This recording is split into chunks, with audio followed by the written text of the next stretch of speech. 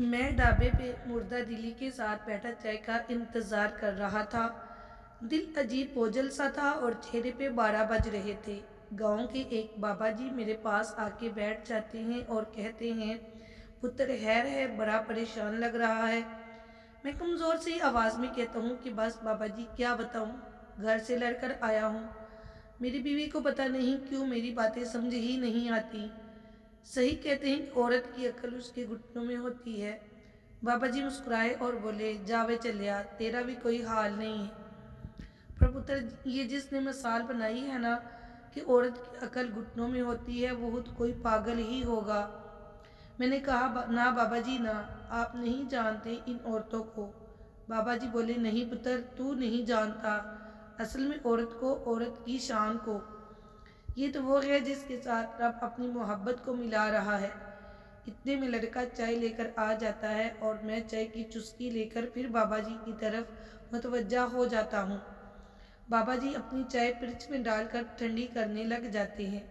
بابا جی پرچ سے ہی چائے کی چسکی لگا کے کہتے ہیں کہ واہ، مزہ آ گیا چائے کا۔ چائے کی تعریف کرنے کے بعد بابا جی کہتے ہیں، سن پتر، رب وہ ذات ہے جس سے کسی بھی چیز کی کمی نہیں ہے۔ اس ذات نے خود کی محبت کے بارے میں بتانا تھا کہ وہ انسان سے کتنی محبت کرتا ہے، تو اس نے ماں کا نام لیا کہ وہ 70 ماؤں سے زیادہ پیار کرتا ہے، جبکہ ماں ایک عورت ہے۔ بیٹی کو اللہ نے اپنی رحمت قرار دے دیا، جبکہ بیٹی بھی ایک عورت ہے۔ پتر، میرا ماننا یہ ہے کہ ہم مرد عورت کا مقابلہ کر ہی نہیں سکتے۔ کہاں عورت اعلیٰ ظرف اور فراخ دل کی مالک، اور کہاں ہم کم ظرف اور تنگ دل مرد۔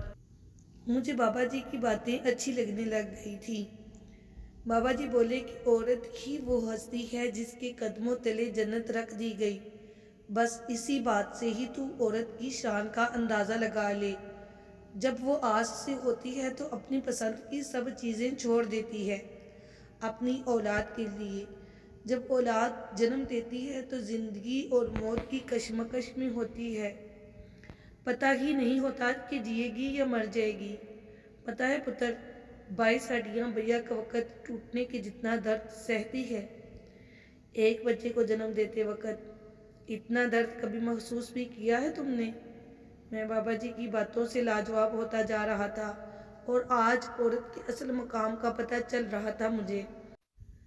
بابا جی بولے، ابھی آگے سن پتر، اور کلیجے پہ ہاتھ رکھ کے سنی، ذرا کہیں کلیجہ پھٹ ہی نہ جائے تیرا یہ کڑوا سچ سن کے۔ ہمارے گھروں کا وجود عورتوں سے ہے۔ گھر مرد نہیں بساتے پتر، عورتیں بسایا کرتی ہیں۔ گھر کی رونقیں عورتوں کے ہی توسط سے ہوتی ہیں۔ بیٹا، ہر چیز سلیقے سے ملتی ہے۔ کپڑے صاف ستھرے ملتے ہیں، برتن دھلے دھلائے ملتے ہیں، بہترین کھانے ہمیں نصیب ہوتے ہیں، چھوٹے چھوٹے بچوں کی دیکھ بھال بخوبی سر انجام دی جاتی ہے۔ تو پتر، یہ سارا جادو ایک عورت ہی چلاتی ہے، ورنہ تو ایک سگا باپ بھی اپنے چھوٹے بچے کو زیادہ دیر تک برداشت نہیں کرتا۔ بچہ زیادہ روئے تو شوہر اپنی بیوی سے کہہ دیتا ہے کہ اسے کمرے سے باہر لے جاؤ، میری نیند میں خلل پڑ رہا ہے۔ پتر، عورت بہت ہی پیاری چیز ہے۔ یہ مرد کے کردار پہ انگلیاں نہیں اٹھاتی، یہ مرد کو اس کے ماضی کے تانے نہیں دیتی۔ پتر، عورت بیٹی ہے تو رب کی رحمت ہے، ماں ہے تو قدموں تلے جنت لیے پھرتی ہے۔ بابا جی کی باتیں سن کے پتہ چل رہا تھا کہ عورت دنیا کی کتنی انمول دولت ہے۔ وہ کسی نے کیا خوب کہا ہے کہ وجود زن سے ہے کائنات میں رنگ۔ پھر بابا جی بولے کہ جا پتر، گھر چلا جا، تیرا چہرہ بتا رہا ہے کہ تو سب سمجھ گیا ہے، اور اب تیرا جلدی گھر جانے کو دل کر رہا ہے۔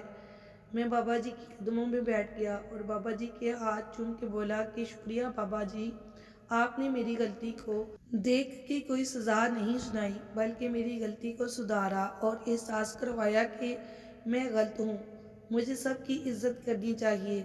بابا جی مسکرائے اور میرے سر پہ ہاتھ پھیر کے بولے، جیتا رہے پتر، اور اب گھر جا، گھر والے تیرا انتظار کر رہے ہوں گے۔